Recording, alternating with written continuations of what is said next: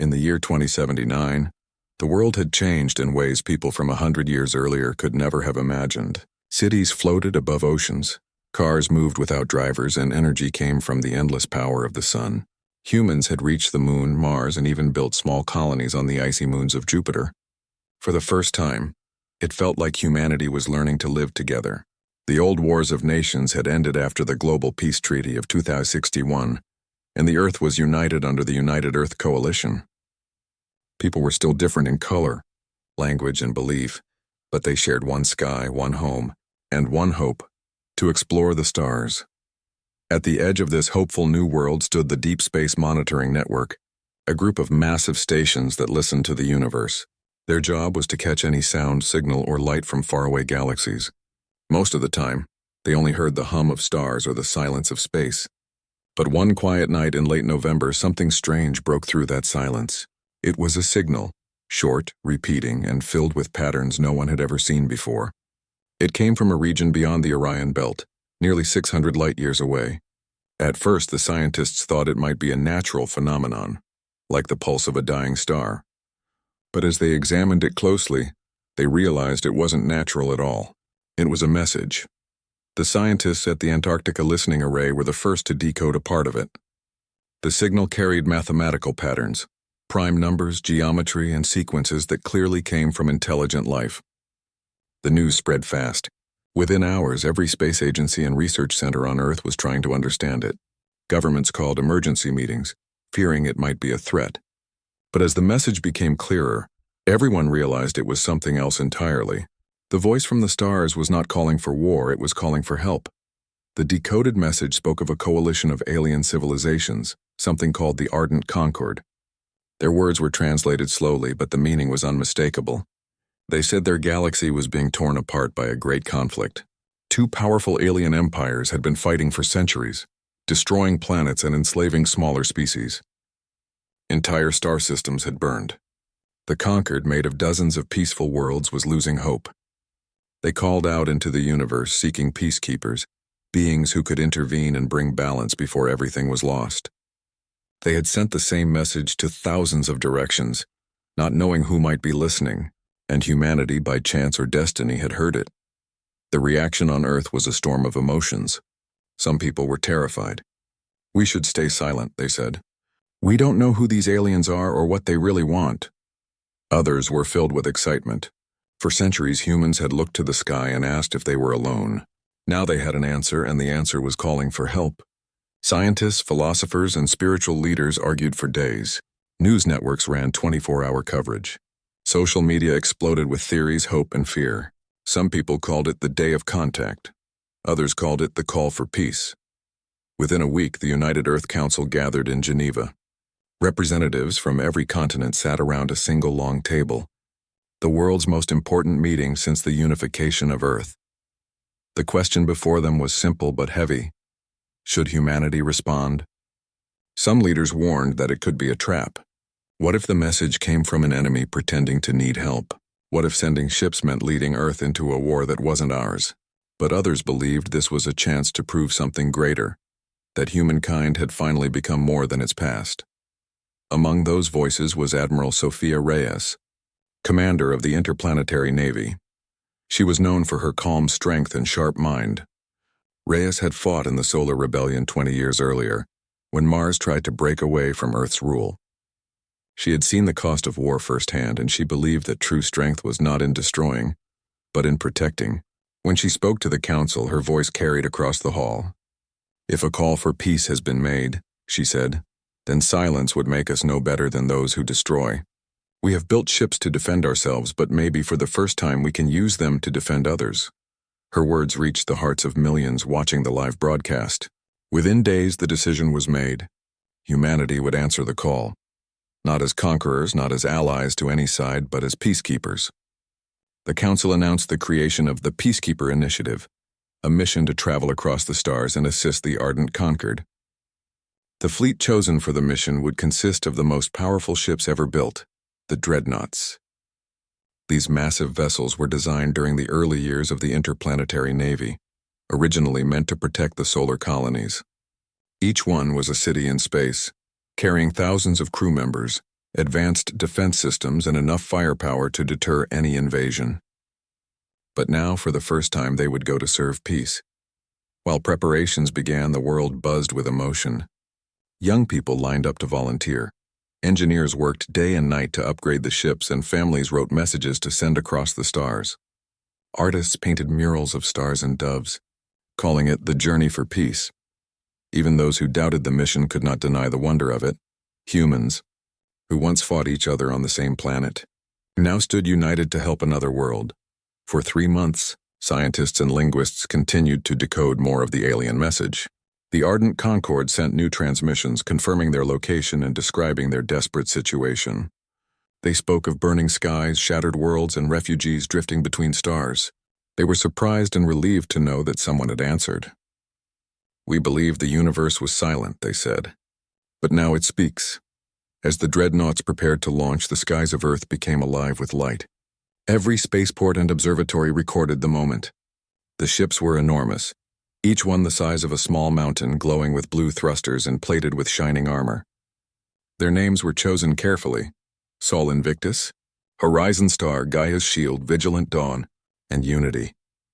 They were symbols of humanity's promise to the universe that even after centuries of conflict, they had learned compassion. Before departure, Admiral Reyes stood before her crew aboard the flagship Sol Invictus. She looked out at the thousands of officers and engineers who would leave everything behind: their families, their planet, their home. "We go not to conquer," she told them, "but to protect. The stars have called us not because we are the strongest, but because we understand what it means to suffer. Wherever there is war, there is someone who remembers peace. We will be that memory." The day of the launch was unlike any in human history. Billions gathered around screens as the countdown began. Children held hands with parents, old soldiers saluted, and priests of every faith offered blessings. When the engines ignited, the ground trembled across continents. The Dreadnoughts rose slowly, breaking through the clouds, leaving behind blue trails that shone like comets. For a brief moment, Earth itself seemed to glow, as if the planet was proud of its children. People cried, cheered, and prayed. Humanity had taken its first step into a greater universe. Not for curiosity or conquest, but for peace. As the ships disappeared into the sky, the world fell into silence. For days afterward, people kept looking up at night, hoping to catch a glimpse of the tiny lights fading into the stars. Some said they could still see them, like fireflies in the distance. The media called them the guardians of the stars.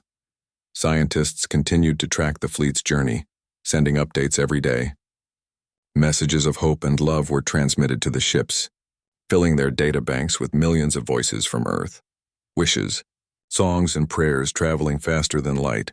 On board the Sol Invictus, Admiral Reyes looked out from the observation deck as the stars stretched into long streams of light. The engines hummed softly beneath her feet. She thought of her home, her people, and the message that had changed everything. Somewhere out there, other beings were waiting, afraid, tired, and desperate for peace. Humanity, once divided and broken, was now the answer to their call.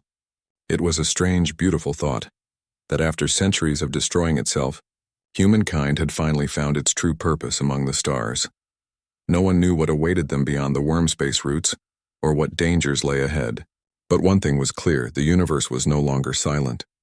For the first time in history, humans were not just explorers or survivors. They were peacekeepers. And as the fleet vanished into the vast ocean of stars, Earth watched with hope, knowing that whatever happened next would change the story of humanity forever. The news that humanity would send a fleet of peacekeepers into deep space spread across the Earth like wildfire.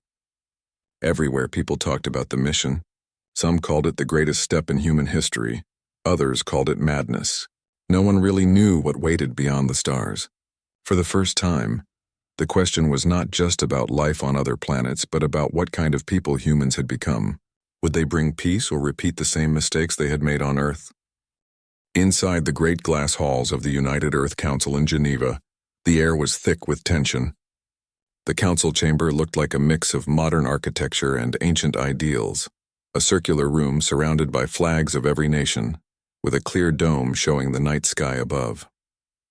Delegates from every continent sat in their seats, their faces lit by the blue glow of holographic displays showing data from the alien transmissions. The meeting had been going on for weeks, and still, No one could agree on how to respond. Some believed that answering the alien call was a sign of progress. Others saw it as a dangerous risk that could bring doom to Earth. President Haruko Tanaka of Japan spoke first that morning. Her voice was calm but sharp. "We cannot ignore a cry for peace," she said. "If we turn away now, what does that say about us as a species?" Her words earned applause from some, but frowns from others. General O'Neill from North America shook his head. "We don't even know who these beings are," he said. "They could be luring us into a trap.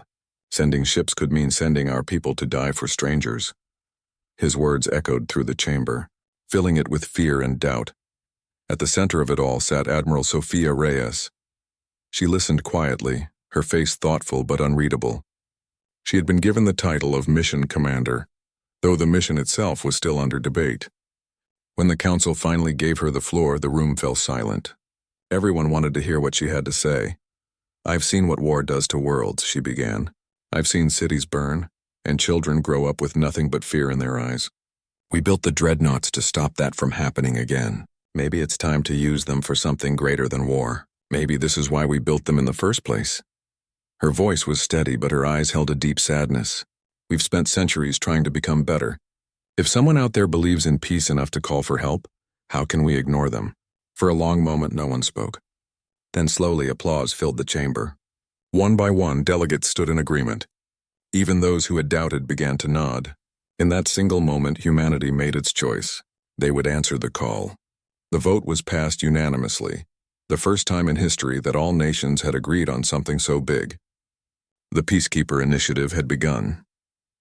Over the next several months, Earth transformed into a world preparing for a mission of hope. Spaceports from Africa to Antarctica worked day and night. Massive dreadnoughts stood on launch pads surrounded by lights and crews in motion. Engineers tightened bolts. Scientists tested new communication systems, and mechanics polished the great metal hulls that would soon travel farther than any human had ever gone. The ships themselves seemed alive, giant symbols of unity and purpose. The flagship, Sol Invictus, was at the heart of the operation. It was a floating city in space, a ship so vast that it carried gardens, hospitals, training centers, and even classrooms for the children of officers who would be away for years. Its engines glowed with bright blue plasma, ready to cut through the darkness of the unknown. Every dreadnought had its own name and meaning: Unity, Gaia's Shield, Horizon Star, Vigilant Dawn, and Sol Invictus. Together they were called the Peace Fleet. Back on Earth, people found their own ways to be part of the mission. Schools held lessons about the stars, artists painted the ships on walls, and scientists wrote papers about the possible alien languages. The media called it the journey for peace. Children played with toy dreadnoughts and dreamed of becoming explorers. Yet beneath the excitement there was fear too. Some whispered that humanity was reaching too far. What if the aliens weren't peaceful? What if this was the beginning of something terrible? The fear spread quietly, like a shadow behind the light of hope. Inside the Sol Invictus, Admiral Reyes walked through the long corridors, checking every section of the ship. She wanted to see the faces of those who would go with her. The engineers who worked sleepless nights, the young pilots who had never left Earth's orbit, the scientists who studied alien code for endless hours. Each of them had left families behind. They all carried pictures, letters, or small tokens from home. For many, this was a one-way journey. Reyes knew it, and so did they. Her closest advisor, Commander Malik Khan, walked beside her. He had served with her during the Solar Rebellion years ago and trusted her completely. "You think we're ready for this?" he asked quietly as they looked out at the stars from the observation deck. Reyes smiled faintly. "No one's ever ready for something like this," she said. "But we have to go anyway." Back on Earth, the final preparations were made. The Council created a peace charter, a set of laws and promises for how humanity would act beyond its home planet. No weapons were to be used unless in defense. No planet was to be conquered. The fleet would protect, mediate, and offer aid. They were not soldiers. They were peacekeepers. Every crew member signed the charter before boarding, swearing an oath to uphold peace even in the face of danger. Then came the moment that would be remembered forever, the day the Dreadnoughts left Earth. Billions gathered across cities and colonies to watch the launch. In Karachi, children climbed rooftops to see the sky. In Rio, people sang songs of hope. In Nairobi, Priests and imams prayed together for safe travels. All around the world, humanity held its breath. As the engines ignited, the ground trembled. Flames roared beneath the massive ships as they lifted slowly into the sky. The blue light of their thrusters turned the night into day. People shouted, wept, and cheered. For the first time, the entire planet watched together, united by one dream. Admiral Reyes stood on the bridge of Sol Invictus, watching Earth shrink behind her. It was beautiful, a blue and white jewel floating in black space. She felt a deep ache in her heart as she thought of her home. "We're not leaving Earth behind," she whispered to herself. "We're carrying it with us." Around her, officers worked at their stations, voices calm but firm. The Dreadnoughts formed into formation, shining like stars. Their journey had begun. As the fleet left the solar system, messages flooded in from Earth, millions of voices, recorded wishes, blessings, songs, and poems were transmitted through the communication channels. Every ship played them through their speakers. Children's laughter mixed with the sound of music and words of love. It filled the halls and cabins, reminding everyone why they had come. They were not alone. They carried the spirit of an entire planet with them. Weeks passed as the Dreadnoughts traveled through deep space. Scientists on board continued to decode the alien messages. The more they learned, the clearer it became that the situation was worse than expected. The Ardent Concord was on the brink of collapse. Their message spoke of endless wars between two powerful alien empires, the Varn Dominion and the Sarathi clans. Planets had been destroyed, and entire species were dying. The Concord's plea had gone unanswered by others. Humanity might be their last hope. The news spread quietly among the crew. Fear began to creep in. Some wondered if they were walking into a war far bigger than anything humanity could understand. Commander Malik often noticed the tired faces around the ship. "They're scared," he said to Reyes one night. She nodded. "So am I," she admitted. But courage isn't about being fearless. It's about doing what's right even when you're afraid. The fleet's communication systems buzzed one day with a new signal, a direct message from the Ardent Concord. It was short, translated roughly by the linguists on board. "Peacekeepers of Earth," it said, "we welcome your answer. The light of your home reaches far. Hurry before the darkness consumes us." The words sent chills through everyone. For the first time they heard alien voices, soft, musical, but full of pain. It was real now. The Peacekeepers were no longer just traveling to the unknown. They were answering a desperate cry. Back on Earth, news of the new message caused both celebration and fear. People cried tears of joy, but governments grew anxious. What if the mission failed? What if the Dreadnoughts never returned? Still, the Council stood firm. "They are not just our fleet," President Tanaka said in a global address. "They are the face of humanity." As the Dreadnoughts approached the edge of known space, the stars around them began to shift. The engines powered up for the first worm space jump, a dangerous but necessary leap through folded space. Everyone felt the weight of what they were about to do. Reyes gave the final command: engage the jump. The stars stretched into long lines and the ships vanished into a tunnel of light. For a few seconds, time and space seemed to disappear. Then silence. The fleet reappeared in a new region of the galaxy, far from home. Ahead of them, distant flashes of explosions marked a war still raging. The Peacekeepers had arrived at the doorstep of chaos.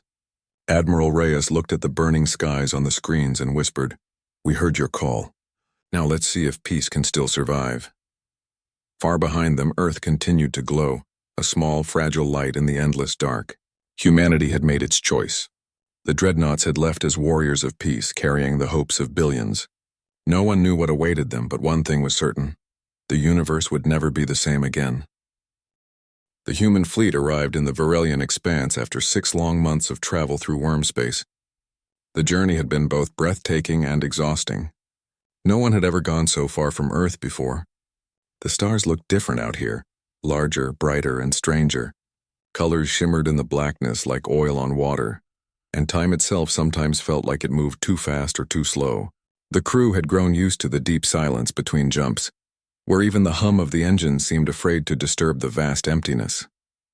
But now, the silence was broken by the sounds of war. The moment the Dreadnoughts exited worm space, the crew of Sol Invictus saw the horror they had been warned about. Before them stretched a battlefield that filled an entire star system. Fragments of destroyed ships drifted through space like broken bones. Some were as big as mountains, others small as stones. Fires burned even in the vacuum, contained within shattered energy shields that flickered weakly before dying. It looked like a graveyard of civilizations. The sensors of the fleet picked up hundreds of distress signals, but most were weak or already fading. Humanity had come face to face with the reality of the Conquered's plea. Admiral Reyes stood on the bridge, her eyes fixed on the view. "Magnify the nearest planet," she ordered. The holographic display zoomed in on a world below, covered in smoke and glowing scars. Cities floated in orbit, half destroyed, spinning helplessly. The planet's oceans had turned silver from the reflection of burning debris. "Is this what they call peace?" one young officer whispered, unable to look away. Reyes didn't answer. Her heart ached as she watched. She had seen war before, but never like this. A few hours later, the fleet received its first message from the ardent Conquered. The holographic display flickered, and suddenly the image of an alien appeared. It was tall and luminous, with skin that shimmered like crystal. Its eyes glowed faintly blue, and its voice sounded like several tones blending together. "Peacekeepers of Earth," it said, "you have come at our darkest hour. We are honored, but we fear you may have arrived too late." The alien introduced itself as Envoy Thalen, a representative of the Concord. He explained that their alliance of peaceful worlds was being destroyed by two warring powers, the Varn Dominion and the Sarathi clans. The Concord had no armies strong enough to stop them, only defenders and refugees. They had sent their call into the universe, hoping someone would answer.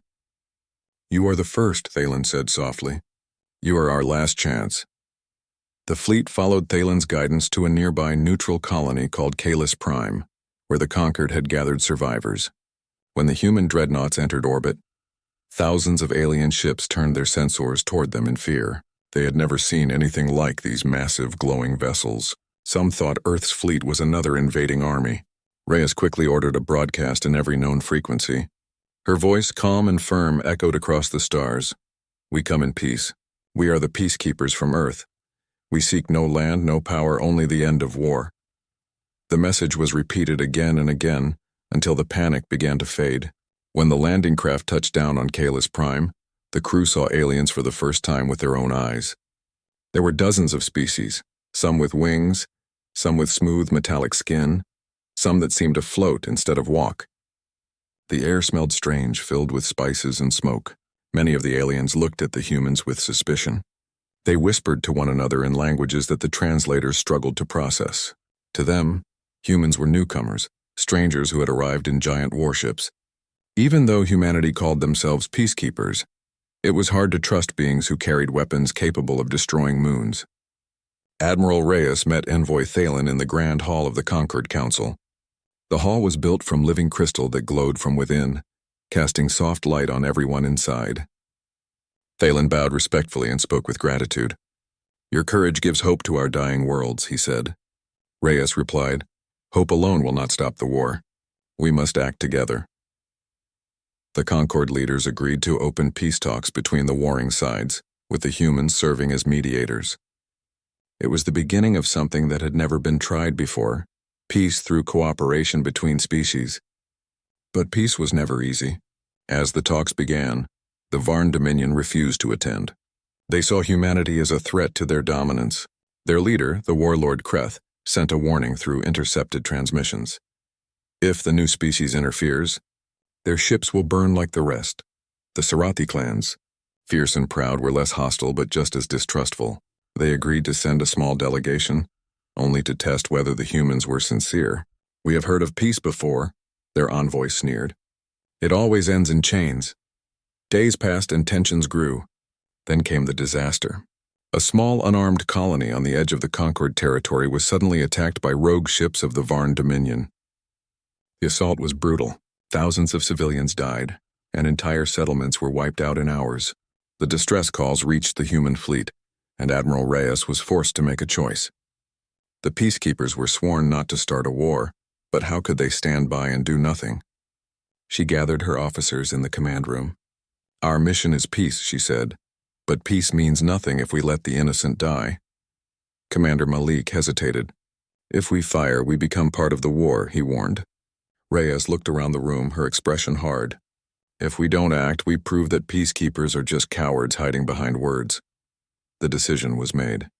The fleet would intervene, but only to defend. The Dreadnoughts moved into action. The Unity and Vigilant Dawn took the lead, their engines roaring as they raced toward the burning colony. When they arrived, they found Varn warships raining plasma fire on the defenseless planet. Reyes gave a single order: deploy shields around the colony. Massive energy barriers unfolded from the Dreadnoughts, covering the planet like a glowing dome. The Varn ships, surprised by the sudden defense, turned their weapons toward the humans. The battle began.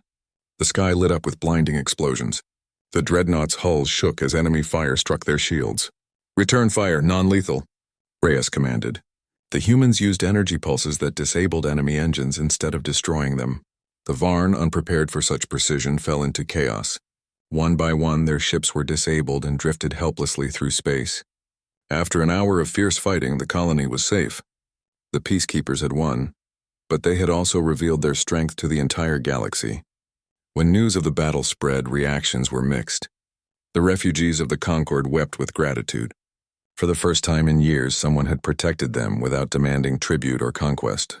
They began calling the humans the Guardians of Light. But the Varn Dominion was furious.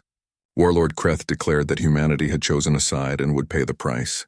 Even the Sarathi clans began to worry that the humans might use their power to control the galaxy. The balance of fear and respect had begun. That night, Admiral Reyes stood alone in her quarters looking out at the stars. The reports from the battle played quietly on her screen: casualties, damage, transmissions. Commander Malik entered carrying a data pad. "You did the right thing," he said softly. Reyes didn't answer right away. "Did I?" she murmured. "We came to stop war, not fight it. But maybe peace can't exist without someone willing to defend it." Malik nodded slowly. "Maybe peace needs strength too." Over the next few weeks, the humans worked side by side with the Conquered to rebuild the destroyed colony. Human engineers helped repair power grids. Doctors treated wounded aliens, and translators worked tirelessly to bridge communication gaps. Slowly, the fear between species began to fade. Children of different worlds played together in the streets, chasing holographic birds through the air. It was a sight no one had seen in generations. The peace talks resumed aboard the Sol Invictus, which had become a neutral ground for all sides. The great hall inside the ship was transformed into a chamber for diplomacy. Representatives from the Conquered, the Sarathi, and even a few neutral Varn envoys attended. For the first time, the enemies sat in the same room without firing weapons. Admiral Reyes stood at the center, acting as mediator. "We have all seen what war brings," she said. "Planets burned, families lost, hope destroyed. There are no victors in such a war, only survivors. Let us not survive another century like this. Let us live." The Sarathi envoy studied her carefully. "You humans speak of peace," he said, "yet you build ships made for war." Reyes smiled faintly. "Because we learned that strength can protect peace when it is guided by mercy." Her words silenced the room. For the first time, the possibility of peace didn't feel impossible. But even as hope grew, danger lingered. Unseen by most, a small faction within the Conquered itself began to plot. They believed that humanity's presence was a threat to their future, that humans would one day rule over them. In secret, they began building a weapon meant to destroy the peace conference and blame it on the Varn.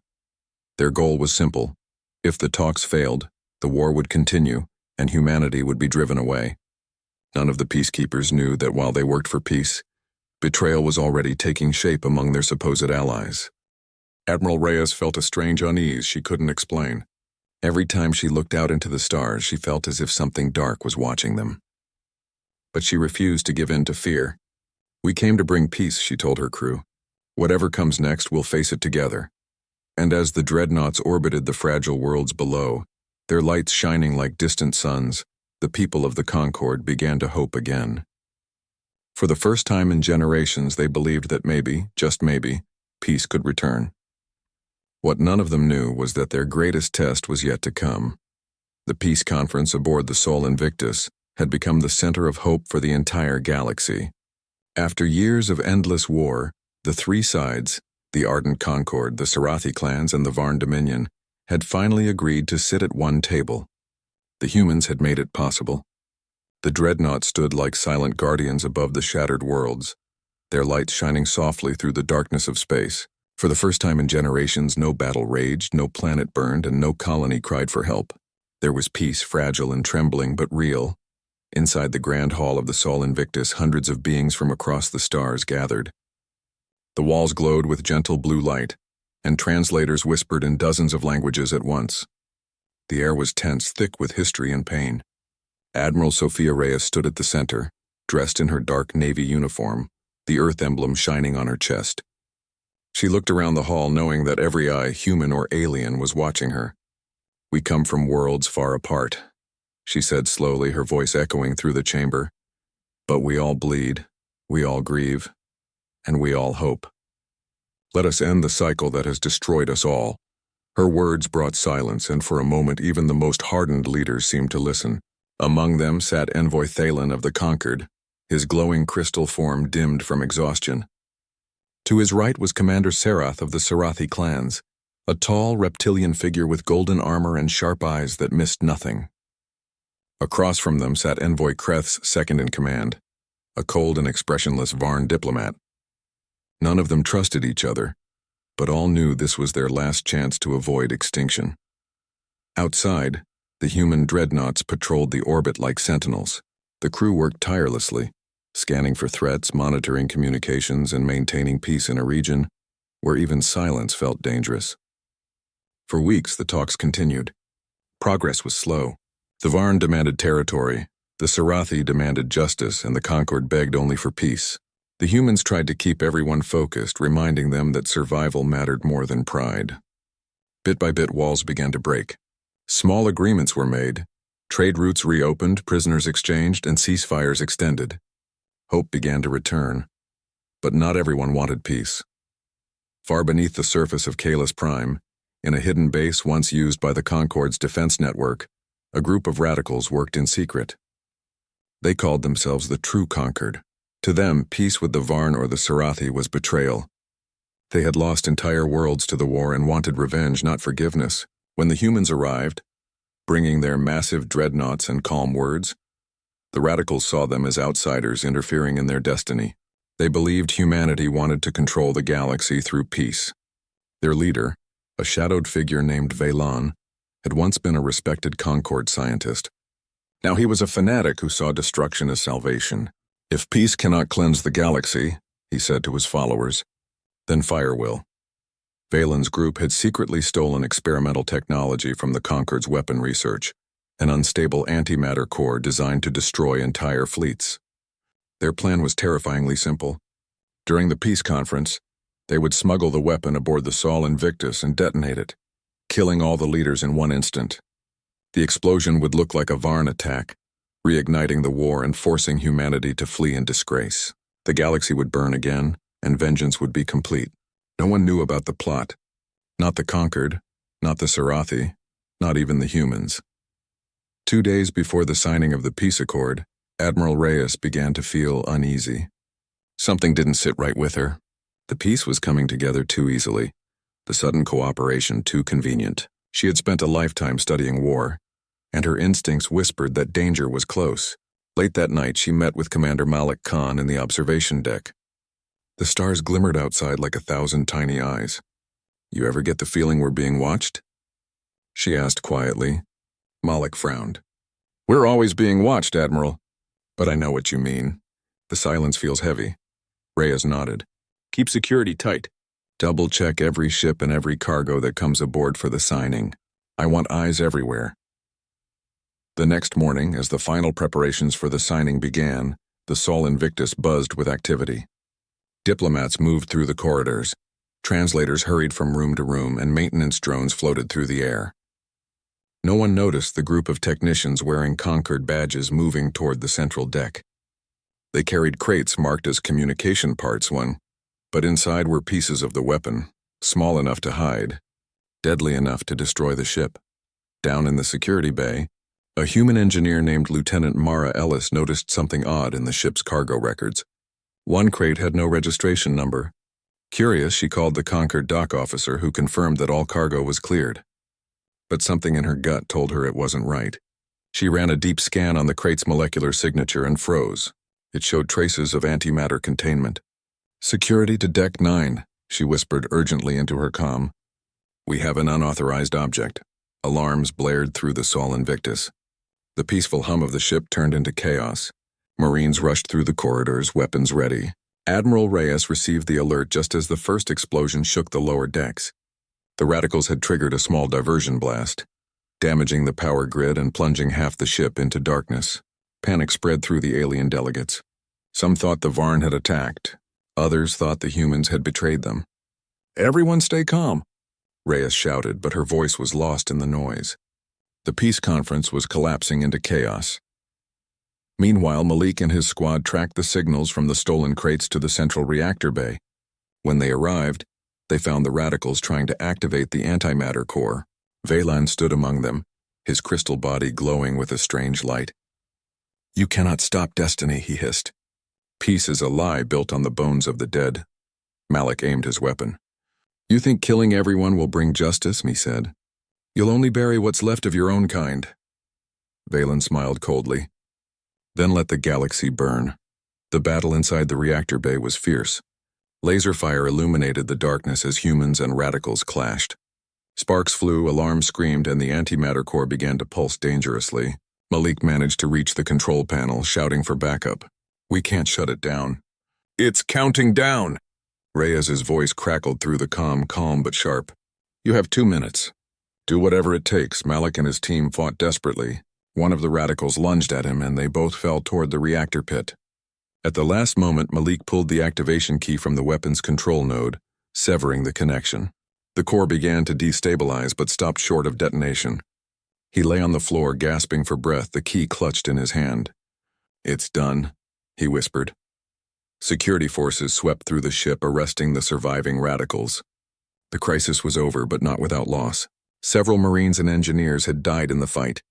When Admiral Reyes walked into the reactor bay afterward, she saw Malik sitting near the damaged console, covered in dust and blood. You saved us, she said softly. He gave a tired smile. Just another day at work. Later that evening, the delegates gathered again in the Great Hall. The air was heavy, filled with shock and disbelief. They had all come within seconds of annihilation. The truth soon came out. The attack hadn't been from the Varn or the Sarathi, but from a rogue faction of the Concord itself. When Envoy Thalen heard the news, his body dimmed with sorrow. We tried to bring peace, he said, and our own people nearly destroyed it. Admiral Reyes stood before them all. Peace is never easy, she said quietly. It's built by those who are willing to fight, not with hate but with courage. Her words reached deep into every heart in the room. Even the Sarathi envoy, who had once called humans hypocrites, bowed his head. Your people risked everything for a peace that was not even theirs, he said. You have earned our respect. The Varn diplomat, who had barely spoken throughout the talks, finally stood. The Dominion will honor the accord, he said in a low metallic voice. We will withdraw our fleets. The signing of the Peacekeeper Accord took place hours later, under the watchful light of the stars. The surviving leaders signed their names in glowing symbols upon a digital scroll, marking the first true alliance between species. Humanity's dreadnoughts fired a silent salute, beams of light that crossed the sky like ribbons of hope. Across the galaxy, broadcasts spread the news. The war was over. When it was done, Admiral Reyes walked alone to the observation deck. Outside, the stars shimmered peacefully, no longer lit by explosions or fire. She looked down at the conquered world below and thought of the people who had died to protect this fragile peace. Commander Malik joined her, leaning quietly on the railing. Do you think it'll last? He asked. Reyes smiled faintly. Nothing lasts forever, she said, but maybe this time, peace will live long enough for others to believe in it. As the fleet prepared to escort the delegates back to their worlds, messages of gratitude poured in from across the galaxy. The humans were no longer seen as outsiders or intruders, they were heroes. Statues of the Peacekeepers were built on alien worlds, showing humans standing side by side with other species. The Dreadnoughts became symbols of unity, their names spoken with reverence. The galaxy had changed, yet even amid celebration, Admiral Reyes knew the truth. Peace was never permanent. It had to be protected, guarded, and renewed with every generation. But for now, humanity had proven that strength could serve compassion, and that even in the darkest corners of the universe, light could find its way. As the Sol Invictus drifted through the calm, endless sky, she whispered to herself.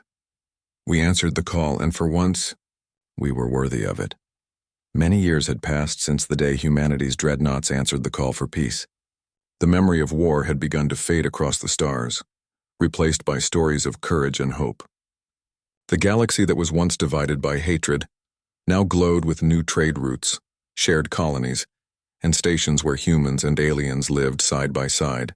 Children on distant planets grew up learning about Earth, not as a world of conquerors but as the home of the Peacekeepers.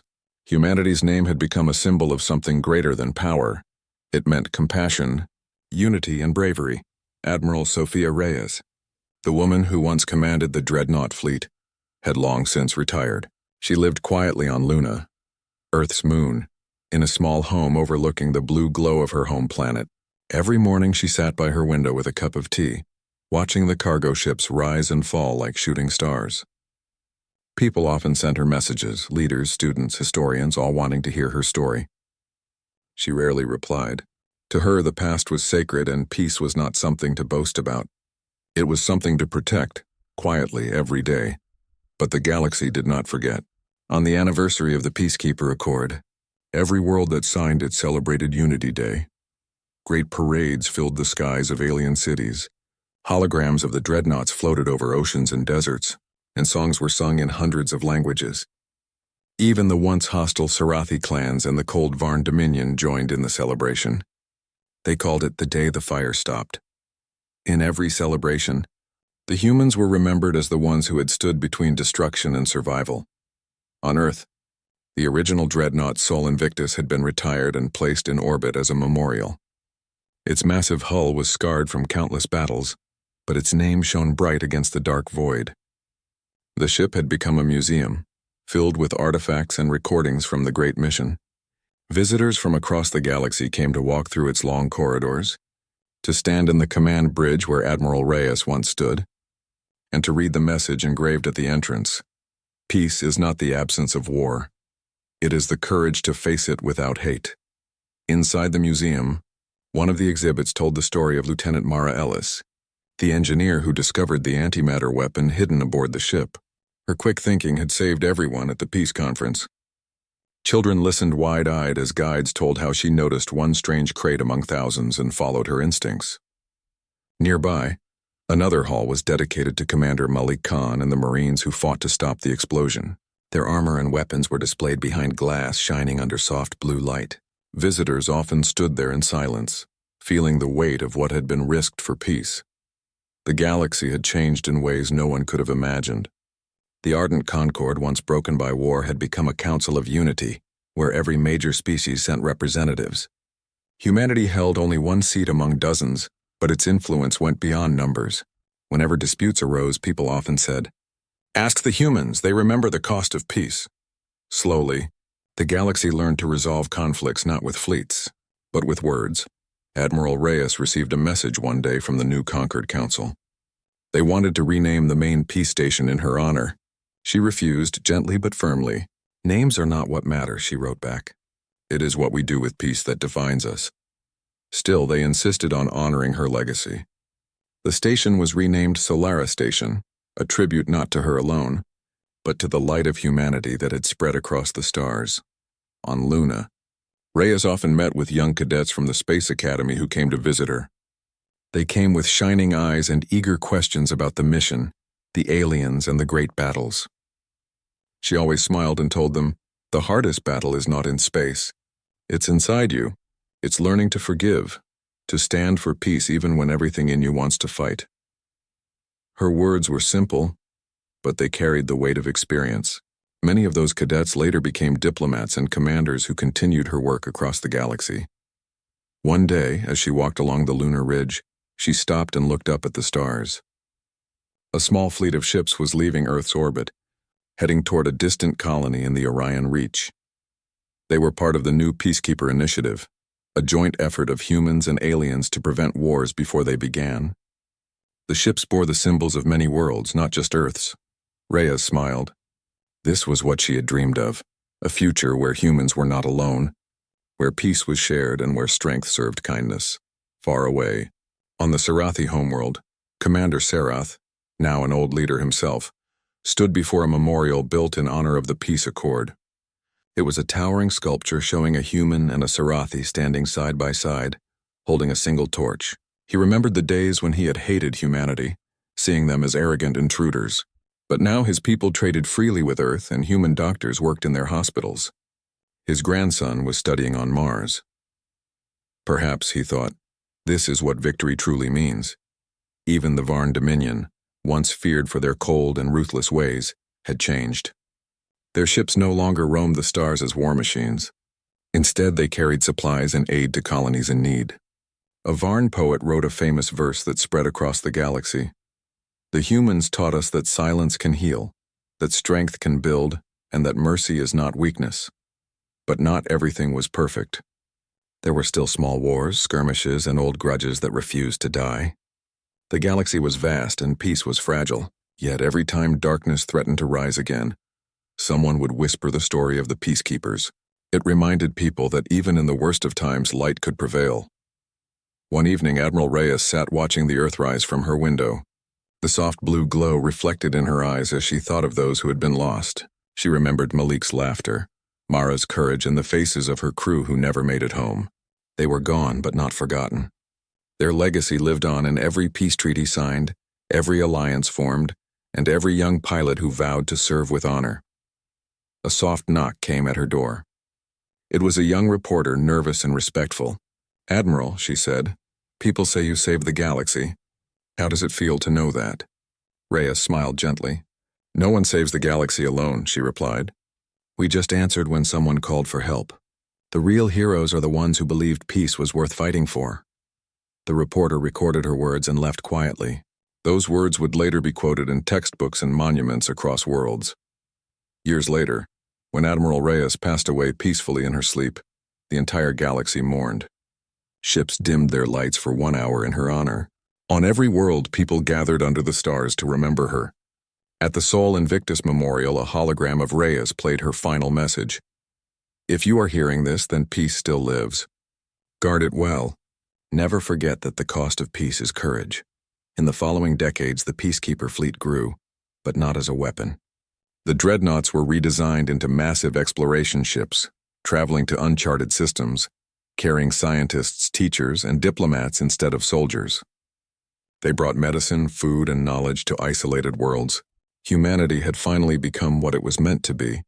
Not conquerors, not warriors, but guardians of balance. Centuries later, when historians told the tale of the first peace mission, they often began with the same words. There was once a signal from the stars, a cry for help, and humanity answered. Children across the galaxy would listen in awe, imagining the glowing dreadnoughts rising from Earth, traveling through the dark void to save strangers they had never met. The story became more than history. It became a legend, a promise that goodness could triumph even among the stars. On the 1000th anniversary of the Accord, a new generation of leaders gathered at Solara Station. They were not humans, not Serathi, not Varn. They were a mix of species born from centuries of peace and unity. In the center of the Great Hall stood a statue of Admiral Reyes holding a torch of light. The inscription beneath it read, "When the universe called for peace, humanity answered, not with fear but with hope." As the ceremony ended, the stars outside shimmered softly, as if bowing in respect. The galaxy was vast and ever-changing, but one truth remained. The day the Dreadnoughts answered the call was the day everything changed. Humanity had proven that peace was not a dream. It was a choice that had to be made again and again with courage, compassion, and faith. And so the legend of the Peacekeepers lived on, echoing through generations, guiding every world that dared to believe in something better. The ships of humanity still roamed the stars, not as symbols of war, but as beacons of light. Wherever they went, the same message followed. Peace is not given, it is created. And when the next call for peace would come, there was no doubt who would answer first.